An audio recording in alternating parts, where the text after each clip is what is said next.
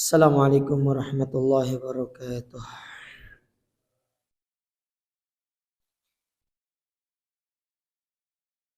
Innal hamdalillah nahmaduhu wa nasta'inuhu wa nastaghfiruhu wa nastahdihi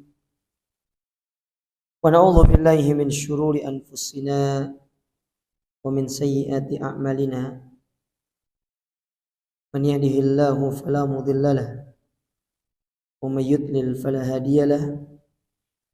Asyhadu an la ilaha illallah wahdahu la syarika lahu wa asyhadu anna Muhammadan abduhu wa rasuluh. Amma ba'd, kaum muslimin wal muslimat, Bapak Ibu para jamaah sekalian, alhamdulillah kita bersyukur kepada Allah di kesempatan malam hari yang berbahagia ini. Allah kembali mempertemukan kita dalam kajian kita meskipun telat. Ya, yang penting kita masih bisa bermajlis. Tadinya saya mau lewat bawah jembatan itu, ternyata ada kajian di situ. Ternyata saya mutar, itu macet. Ya.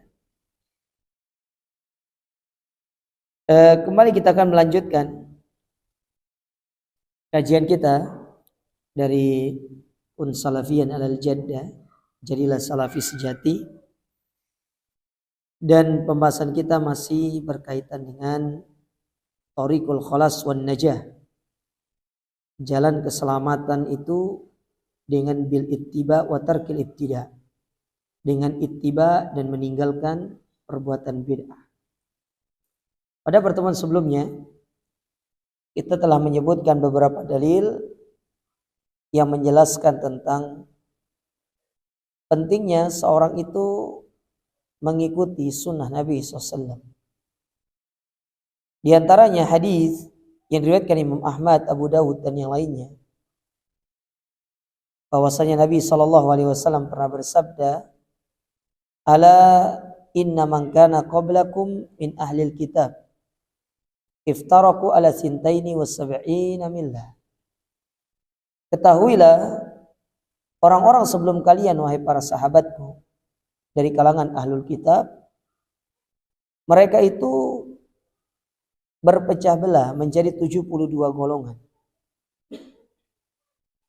Jadi dikabarkan oleh Nabi SAW bahwasanya umat-umat terdahulu pun mereka berpecah belah. Dan itu pun terlihat sampai hari ini. Contoh misalkan dalam agama Nasrani, di antara mereka ada yang meyakini dengan akidah trinitasnya.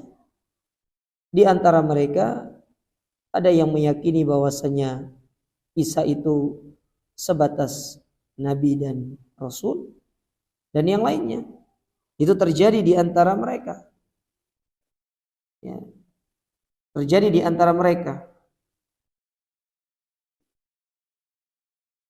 Artinya ya tidak hanya umat Islam yang berpecah belah,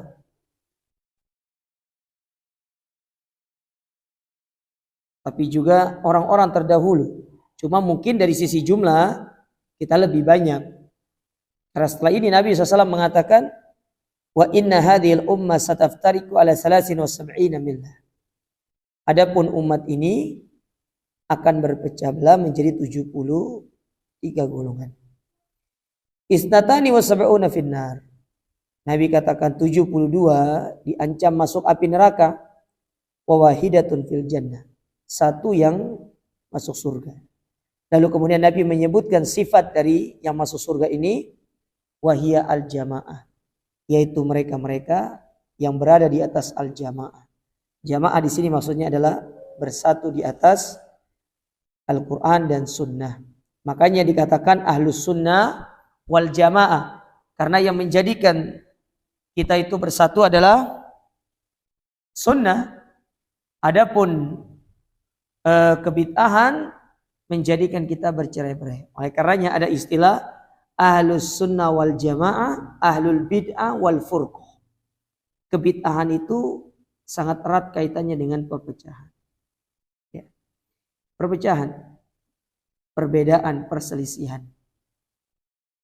Tapi kalau ahlus sunnah di atas sunnah, di atas pemahaman salafus saleh, dimanapun kita berada, kita pasti akan selalu bersatu. Makanya ada istilah seperti itu. Nah, kemudian dikatakan di sini, dijelaskan oleh Syekh Abdus Salam Ibn Salim As-Suhaimi, beliau mengatakan faqad akhbaran Nabi sallallahu alaihi wasallam biftiraqi ummatihi ala 73 firqatan. Dan sungguh di dalam hadis tadi Nabi telah mengabarkan kepada kita tentang perpecahan umat ini. Artinya nggak bisa dipungkiri, umat ini pasti akan ada yang namanya saling berbeda pendapat, ikhtilaf, ada yang namanya perbedaan argumentasi. Itu hal yang sudah menjadi ketetapan Allah, karena dulu Nabi SAW pernah meminta kepada Allah Ta'ala tentang 3 hal, 2 diantaranya di ACC, 1 yang tidak. Nabi meminta itu salah satunya agar umat ini tidak berselisih, tapi Allah tidak memenuhi apa yang menjadi permohonan dari Nabi SAW tersebut. Ya, permohonan Nabi SAW tersebut.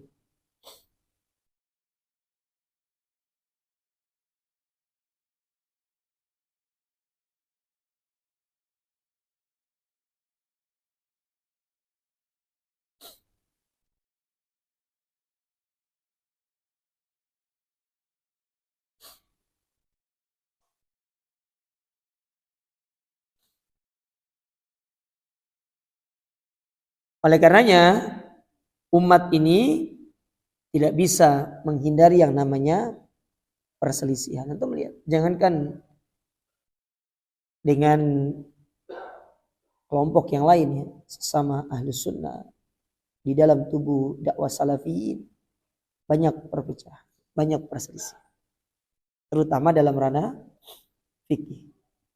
Tapi kalau dalam ranah akidah, insya Allah semuanya sepakat, selama mengambil sumber akidah yang satu. Kalau kita mengambil akidah dari sumber yang bukan dari Al-Quran dan Sunnah, maka jangan pernah harap kemudian akidah kita itu akan satu. Apalagi kalau mereka mengambil akidah dari ilmu kalam, ya, kemudian dari ilmu mantik misalkan, mengambil akidah dari orang-orang filsafat, tidak akan bisa bersatu. Percuma. Jadi jangan kemudian berusaha untuk mencari titik terang, titik temu, ya, antara akidah Islam yang bersumber dari Al-Quran dan Sunnah dengan akidahnya orang-orang yang filsafat, itu tentu tidak akan mampu bersatu, karena Allah Subhanahu wa Ta'ala tidak akan pernah menerima akidah yang bersumber bukan dari Al-Quran dan Sunnah.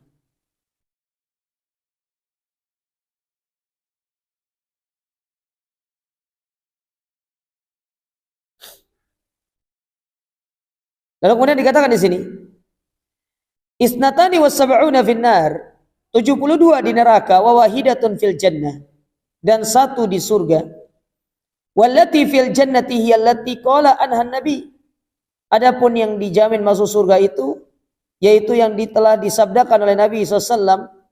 Dalam redaksi yang lain, Nabi itu mengatakan bukan al-jamaah, tapi Nabi mengatakan ma ana alaihi wa ashabi, apa yang aku dan para sahabatku berada di atasnya.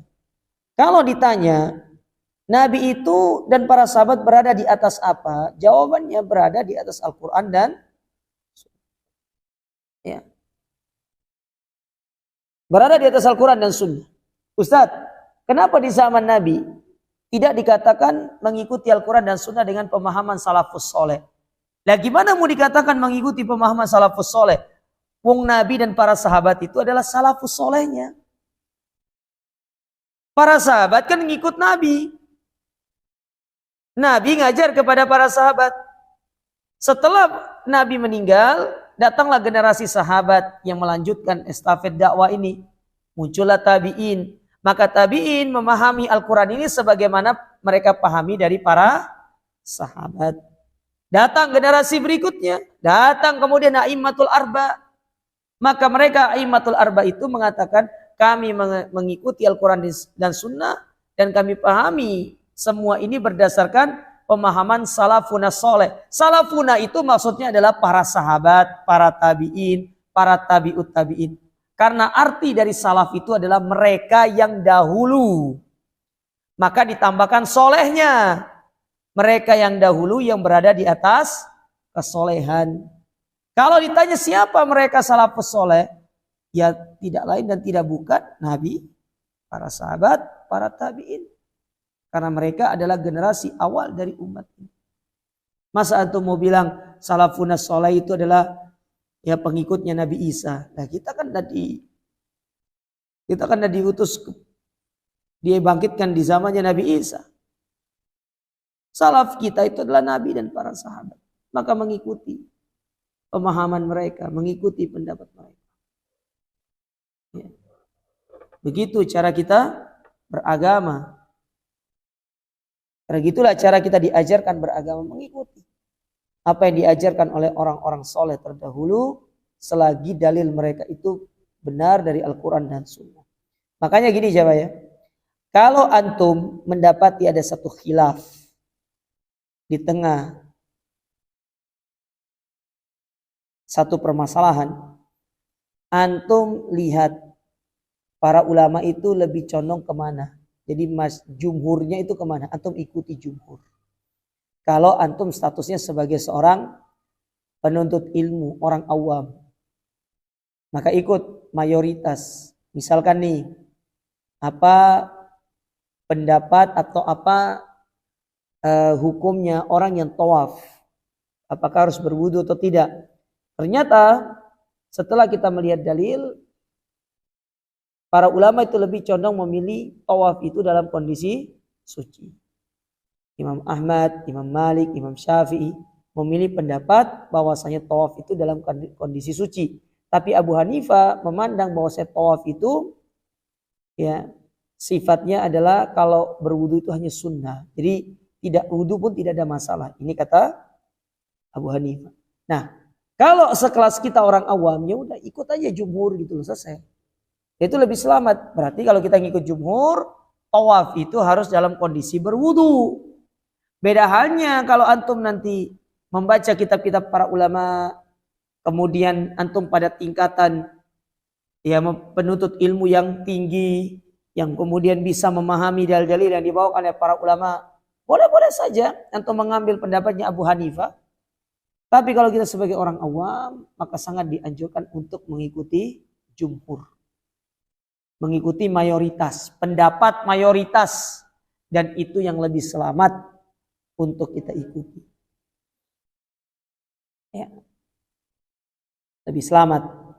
Dan begitulah cara kita untuk selamat dari yang namanya perpecahan. Atau selamat dari yang namanya perbedaan pendapat yang berkepanjangan. Sudah, ikut jumhur aja. Ya. Jumhur pilih apa? Ya ini, ikut. Urusan salah benar kan nanti di hadapan Allah. Saya kan cuma pengikut. Saya bukan seorang ulama mujtahid yang mempelajari dalil seperti ini. Belum sampai ke situ ilmu saya, ya Allah. Saya cuma mengikuti bagaimana pendapat para ulama. Sudah selesai. Ya, begitu aja. Ya. Jadi sebenarnya gampang cara beragama ini. Cuma kadang-kadang yang membuat cara beragama ini ruwet ya kita sendiri. Harus begini. Kemudian wa inna min asbabi halakil umamis sabiqati, dan sesungguhnya di antara sebab-sebab kehancuran umat-umat terdahulu huwa at-tafarruqu wa kasratul ikhtilaf, yaitu mereka berpecah belah dan banyak sekali saling berselisih antar satu dengan yang lainnya. Berselisih. Terlalu banyak berselisih. Nah, kalau bisa pilih pendapat jumhur. La siyama al-ikhtilafu fil kitabi al-munazzal alaihim.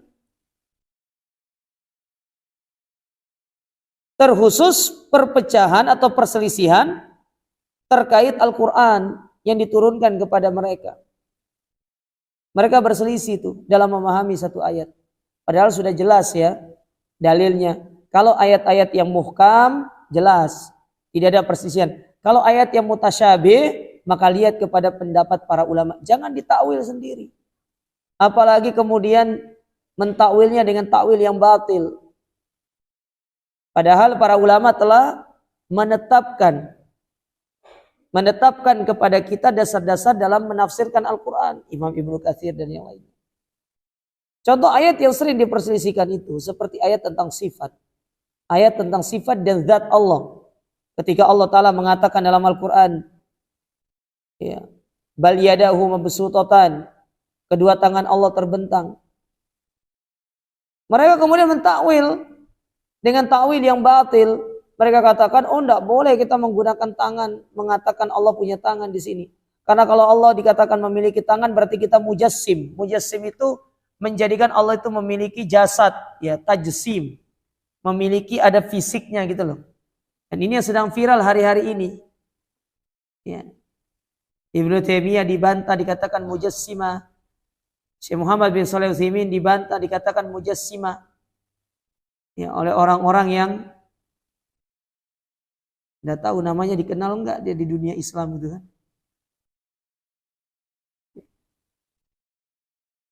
Jadi maksud hati ini ingin menabrak gunung. Tapi gunungnya kan gede. Antum bayangkan antum tuh kecil, tapi antum ingin menabrak gunung sebesar gunung Everest itu. Dia kan pernah bergoyang dia. Kayak Ibnu Taimiyah itu dikritik habis-habisan dalam video-videonya. Saya baca komentarnya, ayo bagus Ustadz, cerdaskan bangsa ini. Nah justru sikap dia seperti itu memancing orang untuk mengenal lebih dalam tentang Ibnu Taimiyah.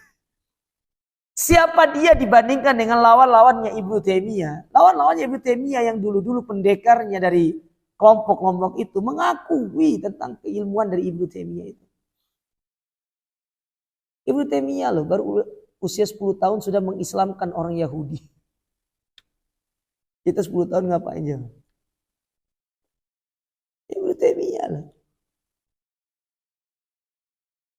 Bayangkan di sekelas Ibnu Taimiyah itu berhasil untuk menjadi apa namanya seorang ulama yang sampai pada tingkatan mujtahid mutlak namanya. Mujtahid mutlak itu apa? Besok tanya Ustaz Nur Yasin aja lah. Ya. Apa itu mujtahid mutlak? Antum tanya Ustaz Nur Yasin aja. Besok kajian kan? Subuh? Antum tanya, Ustaz, apa itu mujtahid mutlak? Antum tanya. Ini predikat yang tidak semua orang bisa mendapatkannya. Tapi Ibnu Taimiyah dengan kecerdasan dan keilmuannya, beliau seorang mujtahid mutlak. Pendapat-pendapat beliau diakui oleh kawan dan lawan. Sampai-sampai Imam Az-Zahabi, beliau mengatakan keutamaan Ibnu Taimiyah itu lebih terang daripada matahari di siang bolong. Itu keutamaan Ibnu Taimiyah. Ngeri. Lalu datang orang sekarang nggak dikenal dalam dunia Islam. Makanya jamaah, antum kalau dapati, ini sekali lagi saya ingatkan, rasa sudah dari dulu tak ingatkannya. Antum kalau dapati orang-orang seperti ini jangan bantu untuk dipost. Justru antum udah bagian subhat sama orang. Jangan dibantu untuk nge-repost, di-share. Justru antum nge-share itu membuat orang terkena subhat. Sudah stop, nggak usah di-share. Nggak usah di-share. Biarkan ustadz yang membantah. Yang membantah mereka, jangan kita. Apalagi yang membantahnya YouTuber. Gak punya ilmu. Menantang. Akhirnya nanti dikasih kitab. Karena dia tidak punya ilmu, dianggap ada kitabnya. Menyimpang jadinya. Ya, antum kira orang-orang itu tuh tidak punya kitab rujukan. Mereka punya kitab rujukan. Tapi kan rujukan mereka kan batil. Ya. Nah ini dia. Sudah stop, nggak usah share. Saya yang viral-viral kayak gitu tuh ya malas komennya. Buat status, biarkan ada ustadz yang lebih mumpuni, yang lebih berilmu. Kita siapa kita?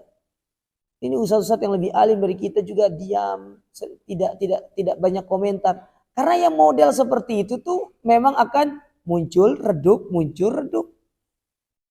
Cuma beda orang. Tapi polanya sama, pelakunya toh sing beda.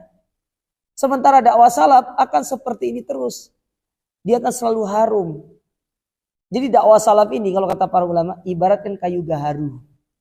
Kayu gaharu itu kalau antum beli, antum lihat, ya opo kayu ini kayak kayu rongsokan gitu kan. Ini kok kayu kayak fosil gitu ya. Memang kan gaharu itu kan memang fosil. Tapi coba kalau antum bakar kayu gaharu itu. Semerbak. Nah dakwah salaf tuh begitu. Kayak kayu gaharu. Kayak kayu gaharu gitu. Kalau sudah dibakar dakwah salaf itu dengan cara ada orang tadi mencela salafi wahabi. Oh orang tuh akan semakin penasaran. Kenapa sih disebut salafi wahabi gitu. Orang pada akhirnya dari beragam komentar itu kadang-kadang saya juga ketawa sendiri. Dengan penjelasan ini saya semakin yakin untuk menapaki jalan salaf katanya. Banyak kalau seperti itu. Jadi sudah stop. Tidak perlu kemudian kita ya men-share-share-nya lagi. Itu samanya dengan kita menebarkan syubhat di tengah-tengah kaum muslim. Kemudian dikatakan di sini. Waqad hadzarana Rasulullah SAW min dzalika faqal. Dan Nabi SAW telah memperingatkan tentang hal ini kepada kita. Dalam sabdanya. Riwayat Bukhari dan Muslim. Dari sahabat Abu Hurairah radhiyallahu taala anhu. Nabi bersabda, "Dzaruni ma taraktukum." Biarkan aku dengan apa yang aku tinggalkan kepada kalian. Fa inna ma halaka man kana qablakum bi kasrati su'alihim wa ikhtilafihim ala anbiya'ihim. Ketahuilah, kebanyakan orang-orang sebelum kalian, mereka binasa dikarenakan mereka banyak bertanya dan mereka menyelisihi pendapat dari nabi-nabi mereka. Ini banyak bertanya dalam hal-hal yang enggak penting juga enggak bagus. Fa idza nahaitukum an syai'in fajtanibu. Kalau aku melarang kalian tentang sesuatu, maka jauhilah. Wa idza amartukum bi amrin fa'tu minhu mastata'tum. Tapi kalau aku perintahkan kepada kalian satu urusan, maka kerjakanlah urusan tersebut sesuai dengan kemampuan yang kalian miliki. Tuh. Urusan larangan tinggalkan seutuhnya. Tapi urusan perintah kerjakan semampunya. Fattaqullaha mastata'tum. Kemudian dikatakan di sini oleh penulis. Wa inna tariqal khalasi minal furqati wal ikhtilafi, ya, al furqah. Di situ bacaannya furqah. Ya, dari perpecahan, al furqah, perpecahan. Kalau firqah kelompok. Sama hurufnya tapi beda bacaannya. Kalau firqah kelompok, tapi kalau furqah perpecahan. Ya. Di perbedaannya di firqah dan furqah. Firqah dan furqah hanya beda doma dan kasroh. Ya. Beda doma dan kasroh. Misalkan kita mau kasih tahu mereka berada di atas perpecahan. Haula'i alal furqah. Jangan haula'i alal firqah. Kalau haula'i alal firqah berarti mereka di atas satu kelompok tertentu. Tapi kalau mereka di atas perpecahan, haula'i alal furqati. Lihat bahasa Arab itu begitu. Beda harokat, beda makna. Ya. Beda harokat, beda makna. Apalagi beda huruf. Ya. Apalagi beda huruf. Maka jalan untuk selamat dari perpecahan dan perselisihan huwa bittiba'i tariqil firqatin najiyah. Nah, kalau di sini firqah. Ya. Bittiba'i tariqil firqatin najiyati al-mansurati. Dengan mengikuti jalan golongan yang selamat yang ditolong, yaitu al-jamaah, ahlus sunnah wal jamaah. Makanya Syekh Muhammad bin Jamil Zainu punya buku namanya Minhaj al-Firqatin Najiyah, jalan golongan yang selamat. Minhaj itu jalan, al-firqah itu kelompok atau golongan, an-najiyah yang selamat. Jalan Golongan Selamat. Itu buku bagus. Kalau mau belajar dasar manhaj itu buku itu dulu, baru buku ini. Baru buku yang kita pelajari ini. Jadi ini materi-materi dasar manhaj ini. Jadi firqah najiyah, setelah itu baru kun salafiyan alal jaddah. Baru nanti belajar atau sebelumnya boleh usulus sunnah. Itu buku-buku dasar tuh manhaj. Usulus sunnah lil Imam Ahmad. Ada namanya nanti Syarhus Sunnah lil Imam Al-Barbahari. Ya. Ada juga Syarhus Sunnah lil Muzani. Banyak kitab-kitab itu. Itu kitab-kitab yang luar biasa. Lum'atul I'tiqad, ya, tapi itu kitab tinggi itu. Jadi mereka adalah al-jamaah. Wa hum alladzina yasiruna ala wifqi minhajin nabi wa ashabi. Yang mana mereka berjalan di atas taufik manhajnya Nabi SAW. Di atas wifqi. Wifqi itu kesesuaian, kecocokan dari metodenya Nabi dan para sahabat. La ya'diluna an dzalik, yang mana tidak akan pernah mereka mendapati yang seperti itu kecuali dari Nabi SAW. Wala yahiduna anhu, dan mana mereka tidak akan pernah yang menyimpang dari hal tersebut. Inna tariqal khalasi wa ittiba' as-salafis salih qaulan wa amalan wa i'tiqad. Maka sarana atau sebab yang bisa menjadikan kita selamat dan terbebas dari keburukan-keburukan dalam agama ini adalah dengan mengikuti salafus saleh secara ucapan, perbuatan dan akidah. Wa adamu mukhalafatihim awisyududi anhum, dan tidak boleh kita menyelisihi mereka. Makanya menyelisihi mereka itu sebab kita bisa terjatuh dalam penyimpangan. Allah berfirman dalam surat An-Nisa ayat 115. Kata Allah Subhanahu wa taala, "Wa man yushaqiqir rasul min ba'di ma tabayyana lahul huda wa yattabi' ghaira sabilil mu'minin nuwallihi ma tawalla wa nuslihi jahannam wa sa'at masira." Maka barang siapa yang yushaqiqir rasul, mereka menyelisihi rasul setelah datang kepada mereka petunjuk dan mengikuti jalan selain dari jalannya orang-orang beriman, kami palingkan mereka ya dari apa yang mereka berpaling darinya, dan kami akan masukkan mereka ke dalam neraka Jahannam, dan sungguh tempat kembali mereka adalah neraka Jahannam yang buruk. Wasaat masiran, Jahannam itu seburuk-buruk tempat kembali. Maka kata Syekh, fattiba'u sabilil mu'minin, mengikuti jalannya orang beriman maksudnya adalah sahabat dan mereka-mereka yang mengikuti para sahabat dari kalangan tabi'in, tabi'ut tabi'in, a'immatul arba. Mengikuti dengan baik. Apa maksudnya mengikuti dengan baik itu jamaah? Mengikuti dengan baik itu adalah mengikuti bagaimana para sahabat dahulu beragama, berakidah, beribadah, mengikuti sesuai dengan dalil yang telah datang dari mereka. Datang dari Allah dan Rasulnya, yang mereka pahami sesuai dengan apa yang diajarkan oleh Nabi SAW kepada mereka. Diikuti dengan baik. Dan kita pun masuk ke dalam kategori ini kalau kita mengikuti para sahabat dengan baik. Ya, mengikuti para sahabat dengan baik. Nah, kalau kita mengikuti mereka dengan baik, maka niscaya kita akan bisa selamat. Ya, selamat dunia dan akhirat. Selamat dunia dan akhirat. Kemudian dikatakan di sini wal ittiba, maka ittiba ya, innama yakunu sahihan bi salasati umur. Dia akan benar kalau terpenuhi padanya 3 hal.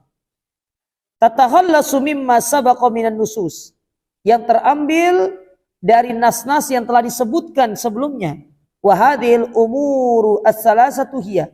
Maka 3 perkara tersebut, yang pertama, ini harus diingat poin ini jemaah. Yang pertama, al-i'tisam bi kitabillahi wa sunnati rasuli. Berpegang teguh dengan Al-Quran dan sunnah. Ingat ini sebab kita bisa dikatakan mengikuti dengan benar. 1, berpegang teguh dengan Al-Quran dan Sunnah. Yang kedua, ada mutafarruqi wal ikhtilafi fil kitabi was sunnah. Jangan sekali-sekali berselisih dan berpecah belah dalam Al-Quran dan Sunnah. Jangan sekali-sekali berpecah belah. Kalau sudah jelas dalilnya, ikuti. Ya, ikuti. Jangan kemudian kita sekali-sekali menyimpang. Ya. Sedangkan yang ketiga, ya, dikatakan di situ, an yakuna ittiba'ul kitabi was sunnah muqayyadan bifahmi salafis salih la bifahmi ghairihim. Bahwasanya mengikuti Al-Quran dan Sunnah itu muqayyad. Muqayyad itu diikat. Diikat dengan pemahaman salafus salih, bukan dengan pemahaman selain mereka. Bukan dengan pemahaman fulan, allan, bukan, tapi pemahaman salafus salih. Kalau ditanya siapa salafus salih, para sahabat, tabi'in dan tabi'ut tabi'in. Mereka lah 3 generasi yang Nabi berikan rekomendasi untuk kita ikuti. Nabi bersabda dalam sebuah hadis, kata Nabi SAW, ya, beliau mengatakan, khairun nas qarni, tsummal ladina yalunahum, tsummal ladina. Sebaik-baik manusia di zamanku, sahabat, kemudian yang setelahnya yaitu tabi'in, dan yang setelahnya itu tabi'ut. Paham jemaah? Nah, ini 3 hal yang perlu diperhatikan agar ittiba kita itu sesuai dengan atau di atas kebenaran, mengikuti 3 hal. Sedikit lagi. Kemudian kata Syekh, hada wa inna min lawazimil ittiba. Selain daripada ini, di antara perkara yang lazim seseorang itu perhatikan supaya sempurna ittiba'nya, tarkul ibtida' fi dinillah, meninggalkan perbuatan-perbuatan bid'ah. Wa qad taqaddama jumlatun minan nususi asy-syar'iyyah allati ta'muru bil ittiba'. Dan sungguh telah datang banyak nas-nas yang menjelaskan tentang perintah untuk mengikuti sunnah Nabi SAW. Wa tuhadzaru minal ibtiba' atau wa tuhadziru minal ibtida', dan memperingatkan dari yang namanya perbuatan bid'ah. Wa qad basyara Nabi SAW al-mutamassikina bi sunnatihi bi a'zami bisyaratin wa akbari maqsadin yatlubuhu kullu mu'minin. Dan Nabi telah memberikan kabar gembira kepada orang-orang yang berpegang teguh dengan sunnah beliau, dengan kabar gembira yang besar, dengan pahala yang besar yang dicari oleh setiap orang-orang yang beriman. Wa yas'a ila tahqiqihi man kana fi qalbihi adna miskatin min imanin ala wa huwa al-fawzu bil jannah wan najatu minan nar. Yang mana mereka orang beriman ini akan berupaya untuk merealisasikan hal tersebut dalam hati mereka, meskipun itu hanya sekecil dari keimanan, dalam rangka untuk meraih yang namanya surga dan menjaga dirinya dari api neraka. Itulah pentingnya meninggalkan bid'ah. Makanya bid'ah itu harus ditinggalkan dalam segala hal, yang kecil ataupun yang besar. Mulai dari ibadah, wirid-wirid, zikir-zikir, tinggalkan. Banyak zikir-zikir dan wirid-wirid bid'ah yang masih tersebar di tengah-tengah kita. Bentuk-bentuk praktek ibadah yang bid'ah. Nah, tapi masih banyak orang salah kaprah dengan bid'ah. Dikira bid'ah itu yang terlarang dalam segala hal, padahal yang dilarang itu hanya dalam urusan agama. Dalam urusan dunia nggak apa-apa. Kayak contoh orang buat donat dulu, donat itu hanya bentuknya bolong tengahnya, tapi dengan semakin berkembangnya maju zaman, donat itu ada yang toppingnya mises, ada yang stroberi, ada yang ini, bahkan donat itu dengan berbagai model, ada yang dari kentang, ada yang dari ini, kan begitu. Itu inovasi, bid'ah itu. Tapi bid'ah yang baik. Sama kayak jahe dulu, gak jahe geprek. Sekarang jahenya banyak modelnya. Ya. Itu bid'ah dalam urusan dunia, tidak apa-apa, selagi baik. Tidak bertentangan dengan syariat. Tapi yang mutlak gak boleh dilakukan itu adalah bid'ah dalam urusan agama. Karena melakukan satu amalan dalam agama itu butuh penopang, butuh dalil yang menopang. Ada nggak perintahnya? Kayak contoh ya, sedekah itu sangat dianjurkan dalam Islam. Tapi kalau antum menghususkan hanya sedekah pada hari Jumat saja, ya setiap Jumat saja, atau antum bersedekah pada hari Kamis saja, tidak di hari yang lain, mana dalilnya? Sementara sedekah itu secara umum boleh dilakukan kapanpun. Sama, ziarah kubur, secara hukum asal, waktunya 24 jam boleh antum lakukan. Sekarang antum mau pergi ziarah kubur jam 12 malam boleh saja. Cuma masalahnya berani nggak gitu kan? Jam 12 malam masuk ke kubur itu. Tahu-tahu pas masuk mati lampu. Ya. Mati lampu, tahu-taunya jalan-jalan ada kuburan baru digali. Terjatuh dia ke dalamnya. Langsung tebar, ada kuburan apa namanya? Padahal baru digali. Ya, takut jadinya, kuburan terbelah. Ada dapati fakta, kenapa kuburan keputih terbelah? Tidak benar. Nabi SAW itu kalau nginap di rumah Aisyah, di antara kebiasaan beliau, pergi ke kuburan Baqi sebelum subuh untuk ziarah. Sampai Aisyah itu pernah kayak suudzon gitu sama Nabi SAW itu. Ini kok Rasul pada setiap nginap di tempat saya kok jam 3 itu atau jam mendekati subuh kok keluar. Ternyata diikuti sama Aisyah. Ternyata Nabi pergi ke kuburan Baqi. Artinya kapanpun kita mau ziarah kubur boleh. Tapi menghususkan waktu 1 minggu sebelum puasa, pas ba'da lebaran, atau mungkin hari-hari tertentu, ini butuh dalil penopang. Khawatirnya hal tersebut menjadi bid'ah. Ya, menjadi bid'ah. Sekarang kalau jenengan lewat ke Putih itu, berhenti bentar ziarah, lanjut gitu kan. Atau sekedar lewat. Jenengan kalau sekedar lewat ke Putih, lihat kubur itu, tidak apa-apa langsung salam aja. Assalamualaikum ya ahlad diyar, boleh. Ya tidak harus masuk, sekedar melewati mengucapkan salam kepada mereka, boleh. Misalkan lagi bawa kendaraan lewat ke Putih, Assalamualaikum ya ahlad diyar, Assalamualaikum ya ahlad diyar minal mu'minin wa insyaallah bikum lalahikum. Sudah lewat syud. Boleh seperti itu. Apalagi kalau masuk. Ya, masuk itu tinggal lihat kuburan, saya akan seperti ini. Siapa tahu melembutkan hati. Wa qala sallallahu alaihi wasallam dalam hadis yang diriwayatkan dari Imam Bukhari dalam sahihnya, kullu ummati yadkhulunal jannata illa man aba. Setiap umatku masuk surga kecuali orang yang enggan. Qalu, para sahabat bertanya, wa man ya'ba ya Rasulullah? Siapa mereka yang enggan ya Rasulullah? Qala, maka Nabi mengatakan, man ata'ani dakhalal jannah wa man asani faqad aba. Yang taat kepadaku dia masuk surga, tapi yang bermaksiat maka dia masuk atau dia enggan untuk masuk surga. Insyaallah kita lanjutkan pada pertemuan berikutnya jemaah. Sekali lagi, mengikuti sunnah akan sempurna ya kalau kita memperhatikan 3 hal yang disebutkan oleh syaitan. Ditambah poin yang keempat, yaitu harus meninggalkan perbuatan bid'ah.